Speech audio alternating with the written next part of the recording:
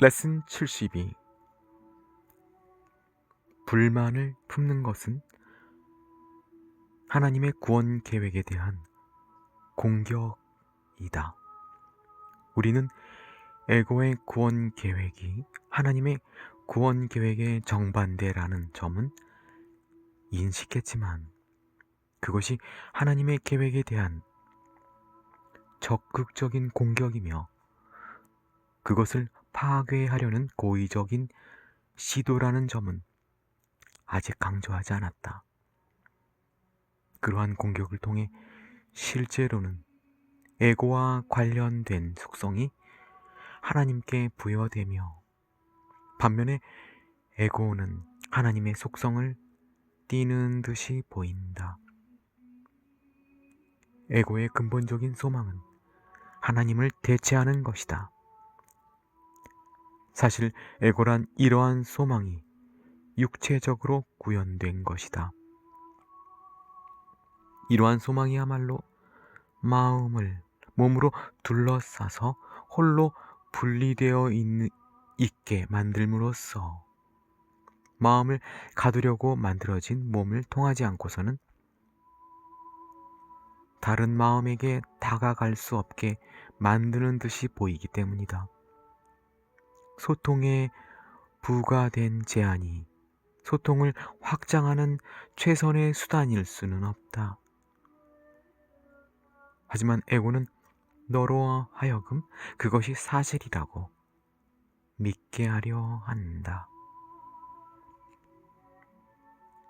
여기에서 우리는 몸이 부과하는 제한을 유지하려는 시도를 명백하게 볼 수 있다.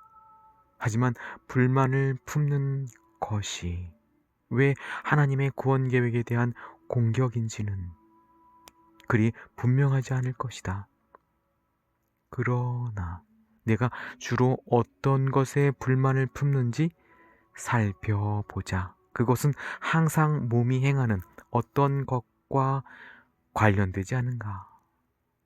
어떤 사람이 내가 좋아하지 않는 말을 한다. 그가 너를 불쾌하게 하는 어떤 행동을 한다. 그가 자신의 적대적인 생각을 행위를 통해 무심코 드러낸다. 그럴 때 우리는 그 사람 자체를 상대하는 것이 아니다. 반대로 우리는 단지 그가 몸 안에서 행하는 것에만 관심이 있다. 우리는 그가 몸의 제한에서 해방되도록 돕지 못하는 데 그치지 않고 더 심한 일을 하고 있다. 우리는 몸을 그와 혼동하고 그와 몸이 하나라고 판단함으로써 그를 적극적으로 몸에 묶어두려 하고 있다. 바로 여기에서 하나님이 공격을 받으신다. 하나님의 아들이 단지 하나의 몸에 불과하다면 하나님도 분명 그러하실 것이기 때문이다. 자신의 창조물과 전혀 다른 창조주는 상상조차 할 수 없다. 하나님이 몸이라면 하나님의 구원 계획은 과연 무엇이겠는가? 그것이 과연 죽음 말고 무엇이 될 수 있겠는가? 자신을 죽음의 저자가 아닌 생명의 저자로 나타내려는 하나님은 분명 거짓된 약속을 남발하고 진리 대신 환상을 제공하는 거짓말쟁이이자 사기꾼일 것이다. 몸의 겉보기 실제성 때문에 하나님에 대한 이러한 관점은 아주 설득력이 있어 보인다. 사실 몸이 실제라면 그런 결론을 내리지 않기가 정녕 어려울 것이다. 그리고 너는 불만을 품을 때마다 몸이 실제라고 주장하는 것이다. 그것은 내 형제의 정체를 완전히 간과한다. 불만은 그가 몸이라는 너의 믿음을 강화하며 그런 믿음을 이유로 그를 정죄한다. 불만은 그의 구원은 죽음일 수밖에 없다고 주장하면서 이런 공격을 하나님께 투사하여 공격에 대한 책임을 묻는다. 이렇게 성난 짐승들이 먹잇감을 구하고 자비가 들어올 수 없도록 철저히 준비된 투기장에 에고가 너를 구원하려고 들어온다. 하나님이 너를 몸으로 만드셨다. 잘됐다. 이를 받아들이고 기뻐하자. 너는 몸이니 몸이 제공하는 것을 빼앗기지 말라. 내가 얻을 수 있는 하찮은 것을 취하라. 하나님은 너에게 아무것도 주시지 않았다. 몸이 너의 유일한 구원자다. 몸은 곧 하나님의 죽음이자 너의 구원이다. 이것이 바로 내가 보는 세상의 보편적인 믿음이다. 어떤 사람들은 몸을 증오하여 몸을 해치고 모욕하려고 한다. 다른 사람들은 몸을 사랑하여 몸을 찬양하고 드높이려 한다. 그러나 너 자신에 대한 개념의 중심에 몸이 있는 한 너는 하나님의 구원 계획을 공격하고 하나님과 그분의 창조물에게 불만을 품고 있는 것이다. 그러니 너는 진리의 음성을 듣지도 않고 그 음성을 친구로 환영하지도 않을 것이다. 대신에 네가 선택한 그 구원자가 그 자리를 차지한다. 그가 너의 친구가 되고 진리의 음성은 너의 적이 된다.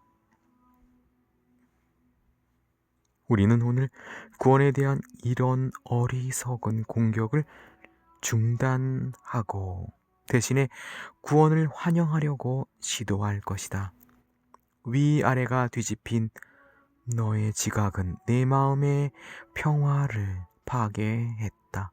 너는 그동안 내가 몸 안에 있다고 보았고 진리는 너의 밖에 있는 것으로서 몸의 제한으로 인해 너의 의식으로부터 차단되었다고 보았다. 이제 우리는 이것을 다르게 보려고 한다. 진리의 빛은 우리 안에 있다. 그곳에 하나님이 진리를 두셨다.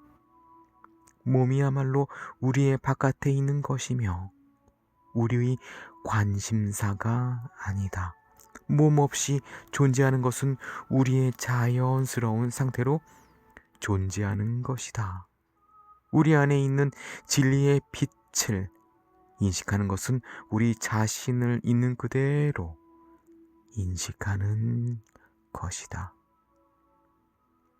우리의 자아가 몸과 별개라고 보는 것은 하나님의 구원 계획에 대한 공격을 끝내고 그 대신 하나님의 계획을 받아들이는 것이다. 그리고 하나님의 계획은 그곳을 받아들이는 모든 곳에서 이미 성취되었다. 오늘 긴 연습의 목표는 하나님의 구원 계획이 우리 안에서 이미 성취되었음을 알아차리는 것이다. 이 목표를 달성하기 위해 우리는 공격을 수용으로 대체해야 한다. 우리가 하나님의 구원 계획을 공격하는 한 우리를 위한 하나님의 계획이 무엇인지 이해할 수 없다. 그러니 우리는 우리가 인식하지 못하는 것을 공격하는 것이다. 이제 우리는 판단을 내려놓고 우리를 위한 하나님의 계획이 무엇인지 물으려고 한다. 아버지, 구원이 무엇입니까? 저는 알지 못합니다. 제가 이해할 수 있도록 말씀해 주소서.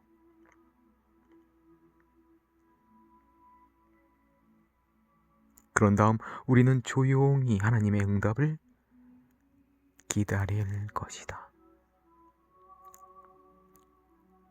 우리는 그동안 하나님의 구원 계획이 무엇인지 들으려고 기다리지 않고 그것을 공격했다.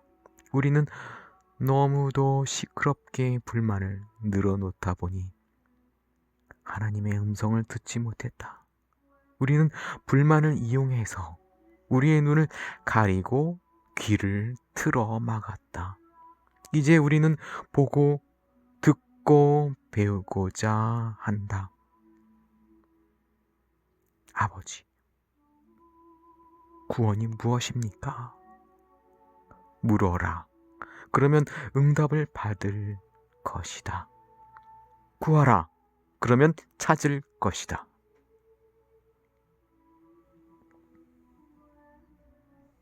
우리는 더 이상 구원이 무엇이고 구원을 어디에서 찾아야 하는지 에고에게 묻지 않는다. 우리는 그것을 진리에게 묻는다.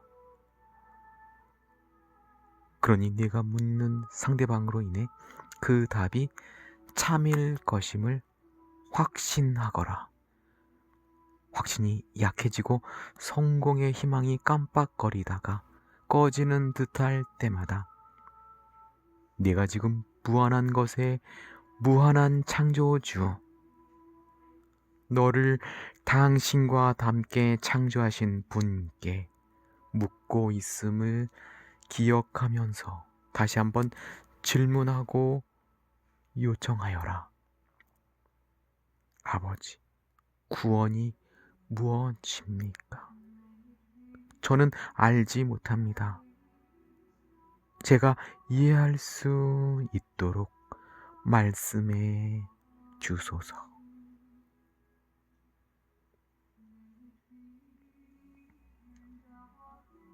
하나님이 응답하실 것이다. 듣겠다고 결심하여라.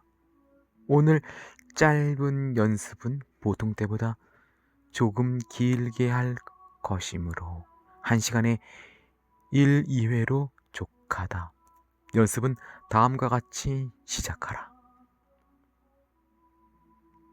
불만을 품는 것은 하나님의 구원 계획에 대한 공격입니다. 그 대신 제가 당신의 계획을 받아들이게 하소서. 아버지, 구원이 무엇입니까? 그런 다음 되도록 눈을 감고 1, 2분 정도 조용히 기다리면서 하나님의 응답에 귀 기울여라.